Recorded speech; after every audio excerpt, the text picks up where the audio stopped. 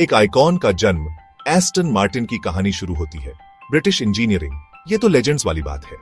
Rolls Royce, Jaguar, Bentley और हाँ, Aston Martin. ये सिर्फ एक कार कंपनी नहीं है, ये एक सिंबल है, पावर का, एलिगेंस का और सच कहूं तो थोड़ा लाइसेंस्ड थ्रिल का भी। लेकिन हर लेजेंड की तरह एस्टन मार्टिन की कहानी भी पैशन, स्ट्रगल और आखिर में ट्रायम्फ की है। ये सब शुरू हुआ था 1913 में। दो बंदे, लायनल मार्टिन और रॉबर्ट बैमफोर्ड ने सोचा कार बनाते हैं, कोई आम कार नहीं, ध्यान रहे, तेज वाली।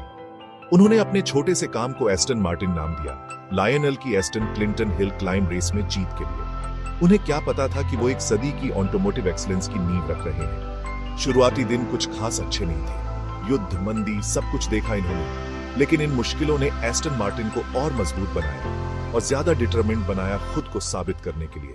और क्या ही साबित किया।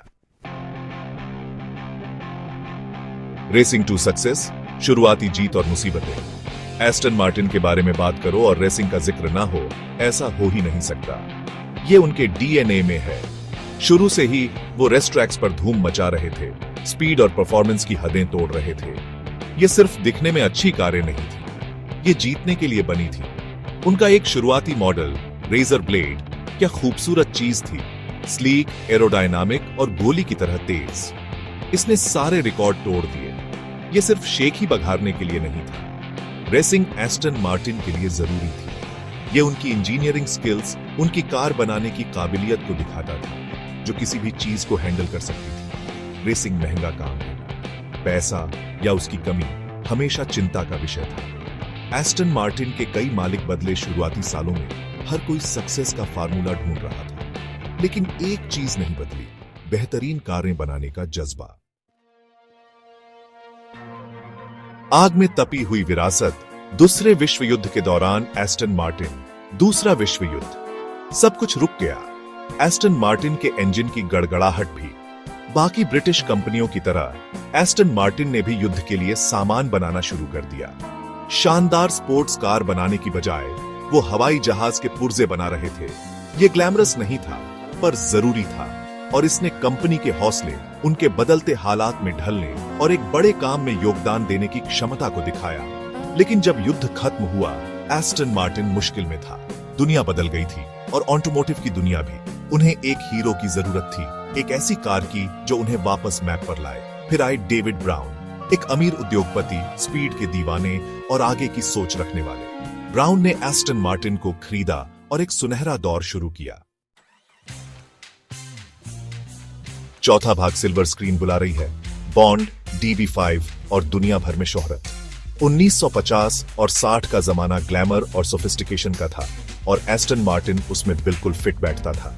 डेविड ब्राउन की अगुवाई में उन्होंने दुनिया की कुछ सबसे आइकॉनिक कारें बनाई। DB सीरीज ब्राउन के नाम पर एक कमाल की चीज थी।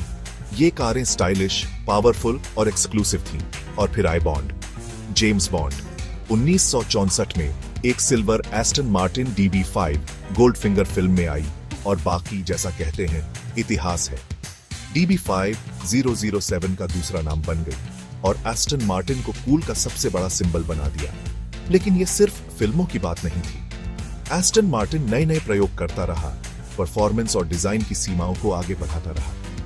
उन्होंने ले मैन जैसी रेस में जीत हासिल की। यह साबित किया कि उनकी कारें सिर्फ दिखने के लिए नहीं थीं, वो असली चीज थीं। पांचवा भाग भविष्य इलेक्ट्रिक है। एस्टन मार्टिन एक नए युग को अपनाता है। ऑटोमोटिव की दुनिया बदल रही है। पेट्रोल इंजन की आवाज धीरे धीरे इलेक्ट्रिसिटी की फुसफुसाहट में बदल रही है। लेकिन एस्टन मार्टिन एक ऐसी कंपनी जिसका इतिहास बहुत पुराना है, इस नए युग को पूरे जोश से अपना रही है। वो अपनी बेहतरीन इंजीनियरिंग स्किल्स का इस्तेमाल हाइब्रिड और इलेक्ट्रिक गाड़ियां बनाने में कर रहे हैं, जो पेट्रोल वाली गाड़ियों जितनी ही शानदार है। वैल्किरी उदाहरण के लिए एक हाइब्रिड हाइपरकार है जो फॉर्मूला 1 ट्रैक पर भी कमाल लगेगी। एस्टन मार्टिन हमेशा से ही सीमाओं को तोड़ने, नए जमाने की टेक्नोलॉजी को टाइमलेस डिजाइन के साथ मिलाने के बारे में रहा है, और 21वीं सदी में वो यही कर रहे हैं। भविष्य इलेक्ट्रिक है और एस्टन मार्टिन इस बदलाव का नेतृत्व करने के लिए तैयार है। तो एक काम करो, चैनल को सब्सक्राइब करो और वीडियो को लाइक करो।